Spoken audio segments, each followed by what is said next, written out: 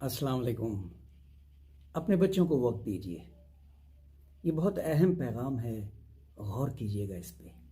आज अपने बच्चों को वक्त दीजिए, कल ऐसा ना हो कि उनके पास आपके लिए वक्त ना हो। जनरेशन ज़ी और जनरेशन अल्फ़ा, आज के बच्चों को सिर्फ वक्त चाहिए। आप वक्त नहीं देंगे तो वो अपना वक्त स्क्रीन के सामने गुजारेंगे, जो एक मुनासिब अमल नहीं है।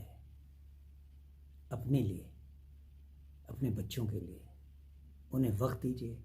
उन्हें देखिए कि वो स्क्रीन पे क्या देख रहे हैं, क्या खेल रहे हैं, क्या कर रहे हैं। जब आप उन्हें फिज़िकल इंटरेक्शन का वक्त देंगे तो खुद ब खुद उनका स्क्रीन टाइम कम हो जाएगा, और यही वक्त जो आज आप उन्हें दे रहे हैं वो आपको वापस करेंगे आपके बुढ़ापे में, इंशाअल्लाह। शुक्रिया।